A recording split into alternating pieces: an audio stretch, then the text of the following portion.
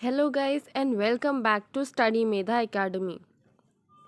आज के इस वीडियो में हम इस मैटर अराउंड अस प्योर के बारे में बात करने वाले हैं। इसके पहले भी हमने इस मैटर अराउंड अस प्योर इस टॉपिक पे वीडियो बनाई है, लेकिन ये इसका पार्ट 2 है।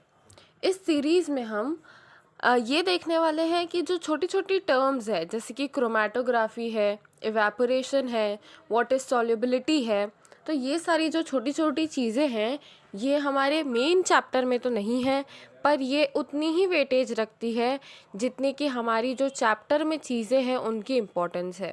तो इसीलिए ये वाला जो वीडियो है आप शुरू से लेके एंड तक के देखना। हो सकता है ये जो एक्स्ट्रा चीज़ें हैं, आप कुछ एक्स्ट्रा चीज़ें जो अभी पढ़ने जा रहे हैं इस चैप्टर में, वो भी आपको एग्ज़ाम में पूछा जा सकता है। तो सबसे पहले हम देखते हैं सेपरेटिंग फनल क्या होता है। तो जैसे यहाँ पे एक डायग्राम बना हुआ है, ये होता है हमारा सेपरेटिंग फनल, और हम इसमें जो भी मिक्सचर डालते हैं वो सेपरेट हो जाता है। जैसे कि आप यहाँ पे देख सकते हैं कि नीचे पूरा वाटर है और ऊपर ऑयल की या केरोसिन की जो लेयर है वो जमा हो गई है, और नीचे एक स्टॉप कॉक भी लगा हुआ है ताकि जो पानी है वो नीचे से बह ना जाए। अब हम देखते हैं प्रिंसिपल ऑफ सेंट्रीफ्यूगेशन। सेंट्रीफ्यूगेशन एक ऐसी टर्म है जिसका हमने यूज़ करा था इस matter around us pure chapter में। तो इसका अब प्रिंसिपल क्या होता है हम ये देखते हैं। बेसिकली सेंट्रीफ्यूगेशन होता क्या है, तो सेंट्रीफ्यूगेशन वो होता है हम टेस्ट ट्यूब में कुछ लिक्विड्स जो सॉल्यूशंस होते हैं वो डाल देते हैं। जैसे कि अगर हमें वाटर और ऑयल को सेपरेट करना है तो हम वाटर और ऑयल को इसमें टेस्ट ट्यूब में डाल देंगे, और उसे इस तरह से, जैसे यहाँ पे टेस्ट ट्यूब को ऐसे लगाया गया है वैसे हम इस मशीन में लगा देंगे, और फिर ये जो मशीन है ये रोटेट होती है, ये बहुत ज़ोर से रोटेट होती है, और फिर जैसे ही ये रुकती है तो हम देखते हैं कि जो लिक्विड्स है, जैसे कि जो ऑयल है, ऑयल की जो लेयर है वो ऊपर आ गई है और जो वाटर की लेयर है वो नीचे चली गई होती है। तो ऐसा क्या होता है, इसके पीछे जो प्रिंसिपल है वो क्या है, हम उसके बारे में बात करने वाले हैं।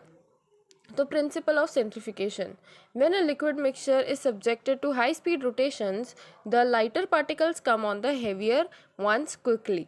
मतलब जैसे ही ये जो मशीन है ये रोटेट होना चालू होती है, तो वैसे ही जो लाइटर पार्टिकल्स होते हैं, जैसे कि जो ऑयल है, ऑयल की डेंसिटी वाटर से लो होती है, इसीलिए वो ऊपर जम जाता है और जो वाटर है वो नीचे आ जाता है।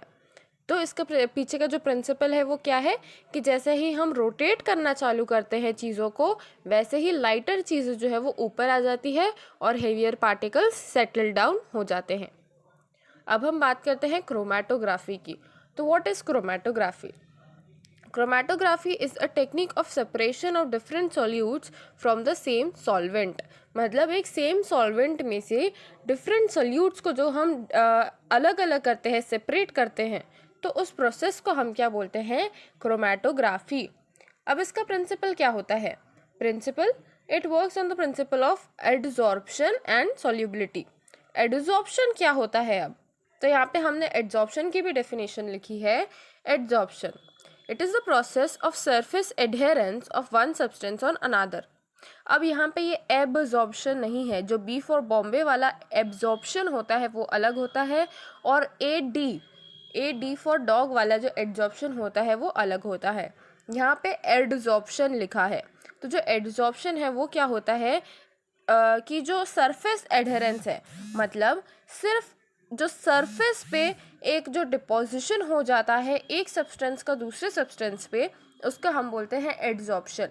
और वहीं पे एब्जॉर्प्शन में जो इसका अपोजिट होता है, ABSOB होता है एब्जॉर्प्शन, वहाँ पे जो मटेरियल रहता है वो डिफ्यूज हो जाता है, वो एक दूसरे के अंदर चले जाता है। पर एडजॉर्प्शन में जो यहाँ पे लिखा है उसमें सिर्फ सरफेस एडहेरेंस होता है। अब हम देखते हैं कैपिलरी एक्शन क्या होता है। ये डेफिनेशन भी एग्जाम में पूछी जाती है। Capillary action is the pull through a narrow tube inside a liquid against the force of gravity. मतलब कैपिलरी एक्शन क्या होता है कि एक पुल होता है थ्रू अ नैरो ट्यूब, मतलब एक नैरो ट्यूब में से जो पुल होता है inside a liquid against the force of gravity. तो against the force of gravity जब ये पुल लगता है तब हम इसको बोलते हैं कैपिलरी एक्शन। इसका सिंपल सा ये उदाहरण हो सकता है कि जब हम पेन से लिखते हैं तो पेन की जो रिफिल है वो एक नैरो ट्यूब है और उसके अंदर जो लिक्विड है, इंक है, वो बाहर आती है, वो पुल के थ्रू बाहर आती है। तो इसीलिए यहाँ पे कैपिलरी एक्शन जो है वो इस्तेमाल किया जाता है।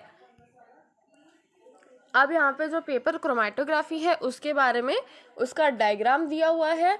हम यहाँ पे ऐसे एक स्पॉट दिया गया है यहाँ पे, जो कि जैसे ही हम वाटर में डिप करते हैं तो वो अलग अलग होना चालू कर देता है। जैसे ही हम इसे वाटर में डिप करते हैं तो आप देख सकते हैं कि इसके जितने भी कंपोनेंट्स हैं वो सारे अलग अलग आना चालू कर देते हैं। जैसे कि ये जो एक कंपोनेंट था, इसमें से जो भी अलग अलग सॉल्यूट्स थे, जैसे कि वायलेट कलर का सॉल्यूट, ब्लू कलर का, ऑरेंज कलर का, रेड कलर का, देन येलो कलर का, वो सारे अलग अलग इंक के जो पार्टिकल्स हैं वो अलग अलग निकलने लग गए हैं। अब ये जो पैटर्न ऑब्टेन हो रहा है, जैसे कि आप इस स्लाइड में देख रहे हैं, ये जो पैटर्न ऑब्टेन हो रहा है इसको हम क्या बोलते हैं? इसको हम बोलते हैं chromatogram. Chromatogram is the pattern obtained during chromatography. मतलब क्रोमैटोग्राफी के होते हुए जब वो पैटर्न ऑब्टेन होता है, जैसे कि यहाँ पे हो रहा है, इस चीज़ को हम बोलते हैं क्रोमैटोग्राम। अब हम देखते हैं यूजेस ऑफ क्रोमैटोग्राफी। क्रोमैटोग्राफी कहाँ कहाँ यूज होती है? It is use for separation of different drugs from the blood. मतलब जब हम ड्रग्स की बात करते हैं, अगर हम drugs in a sense medicine, जब हम ड्रग्स को ब्लड में से अलग अलग करते हैं, मेडिसिन को हम अलग करते हैं, तब हम क्रोमैटोग्राफी का यूज़ करते हैं। Then it is use for separating different components of flower और फ्रूट एक्सट्रैक्ट। मतलब फ्लावर या फ्रूट एक्सट्रैक्ट को भी हम अलग अलग करने के लिए क्रोमैटोग्राफी का यूज़ करते हैं। Then it is use for the separation of different components of ink. मतलब जैसे अभी हमने इस स्लाइड में देखा था कि यहाँ पे जो है ये इंक है और ये इंक के जो कंपोनेंट्स है उसको सेपरेट करा है हमने।